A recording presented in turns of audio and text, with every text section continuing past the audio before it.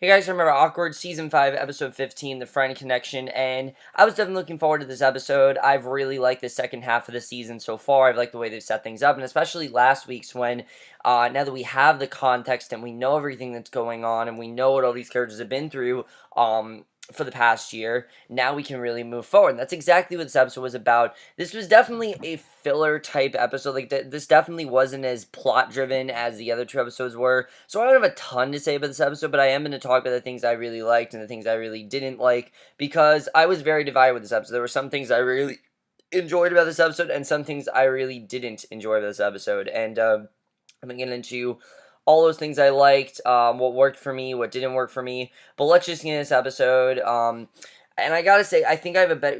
This episode definitely gives us a clearer understanding of where we're headed this season. But basically, we start off with this episode, as we know, Jenna and Luke have now slept together, and Lizzie found them. She's not upset that the two of them slept together. She's not at all upset about that. She doesn't even think they slept together. She didn't really think anything of it. She's just upset that they worked late, and basically, she actually wants to sit Jenna down to talk about her writing, because her writing she doesn't feel is that great, and she wants more authenticity, and she just wants Jenna to be more detailed. She doesn't want her to hide back on anything, but of course she has to ask Jenna about her last sexual experience, which is like the one thing that Jenna does not want to talk about, so she does whatever she can to hide the fact that her and Luke slept together, which it's clear this is something that she doesn't want anyone to find out, really. But I love Luke in this scene, him basically trying to get her to admit it. I thought was very funny. I definitely really enjoyed that.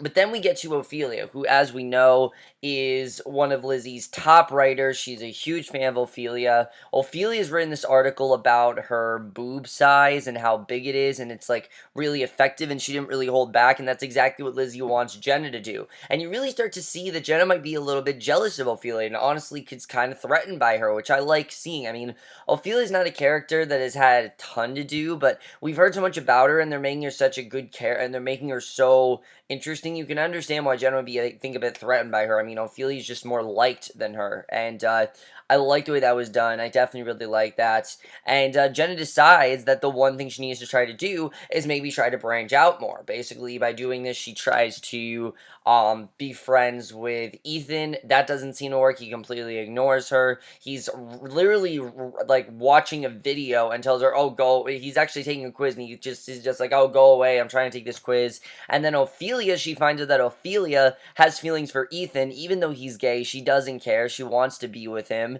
and I thought that was pretty funny. But like Ethan, Ophelia's not that interested in her either. She doesn't really want to be friends with her. And Jenna thinks this is mainly because she's not published yet. She's not published. She doesn't have a published story, and they're not really going to acknowledge her much until she is published. Which, yeah, that makes sense. I mean, this is a very professional team. Well, they're not really professional team of writers, but they are a very dedicated group of writers who work very hard, and I'm sure that Ophelia and Lizzie have known each other for quite a few years, and that's why they're so close. And that's the thing that Jenna doesn't have. She doesn't really have experience with any of these people except for Luke, and with that said, she basically tells Luke that she likes him, but she needs to concentrate on getting published. As she's walking away from him, she narrates that she likes him a lot, which means there's going to be drama, and she really doesn't want drama between these two.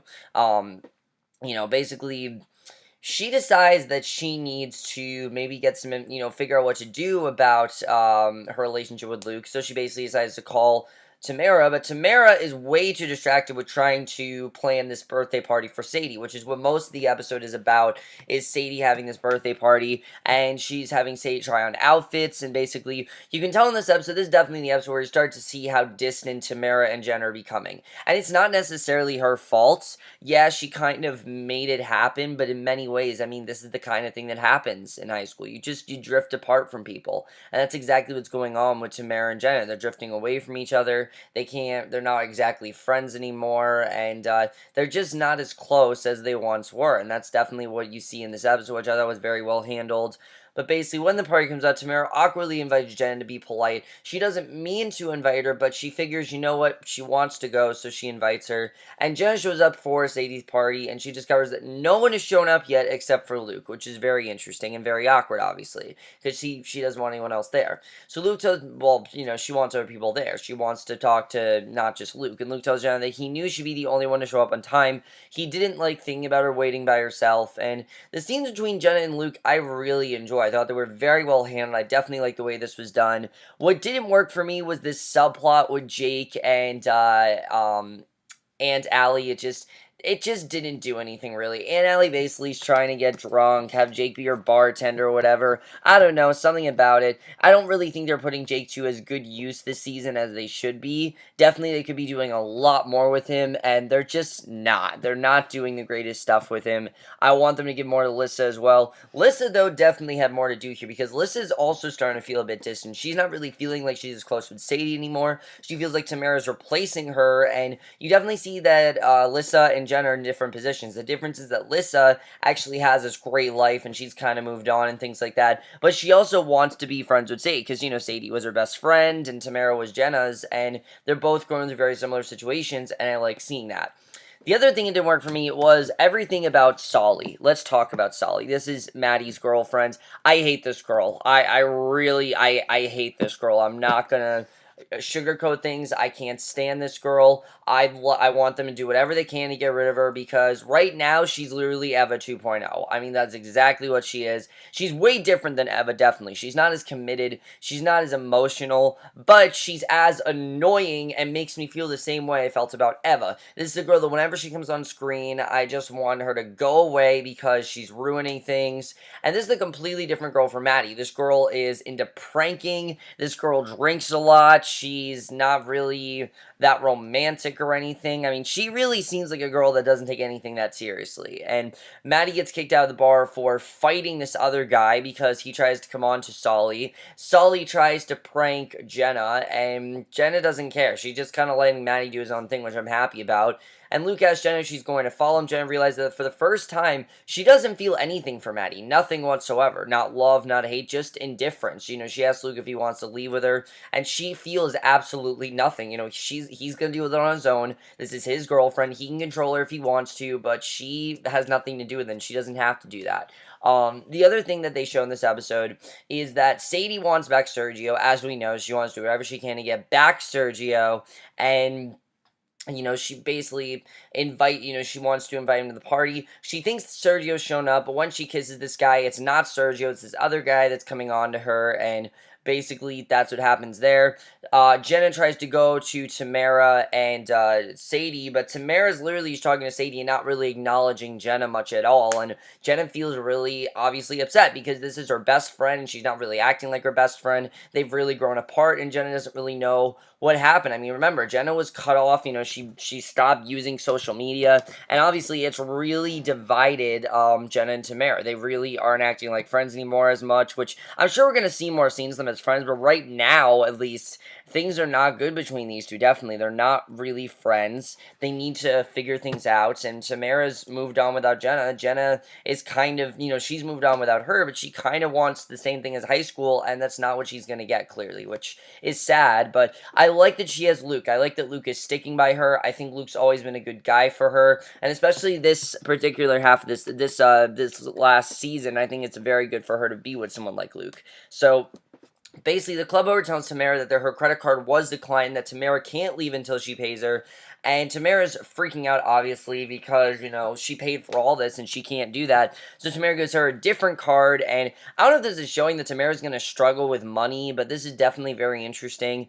Also, we know that her credit card was fake, that Sadie gave her, that she didn't give her an actual credit card, it was a fake one. I believe it was a fake credit card that she had, but I don't really know. Definitely very interesting there. We'll have to see where that goes. But in the end of the episode, Jenna spends all night talking to Luke. She asks him why he agreed so quickly when she said that she didn't want to date. He tells her he respects that she wants to do well at work, and he doesn't want to make her feel bad about it. And she realized that she could date Luke without there being any drama, and tells him that she thinks that they should try again, because before, when she dated Luke, she was hung up on Maddie. She was still in love with Maddie. That was the thing. She wasn't over him. Now she's kind of indifferent to him. She doesn't really care how he feels, and now she's feeling like Luke is the right person for her. He cares about her. He wants her to do well in life, and he's just a very mature person, and is exactly what Jenna needs. And really, Luke is what Jenna needs at this point. I thought it was a great way in the episode. I definitely really enjoyed it. We end this episode with Jenna and Luke happily together, and that's basically how the episode ends. So not a ton to say about this episode. Definitely a very kind of filler episode. A lot of going on, the party and everything. but mixed feelings here, like I said. I don't really feel like they're giving Jake anything that great. I know they're trying to continue the Jake and Maddie friendship, which it's working for me, but at the same time, I wish they weren't as close friends because they're acting like they've seen each other before. And everyone else is being divided. Jake and Maddie are still staying friends. Something about that's just not working for me. I don't know what it is, but something about it's just not working. Sully, I can't stand this character. I know that Maddie wants to be with someone different, but please, I just make her more interesting because I don't like Sully right now, and I know that she's supposed to be annoying, but I don't like her right now.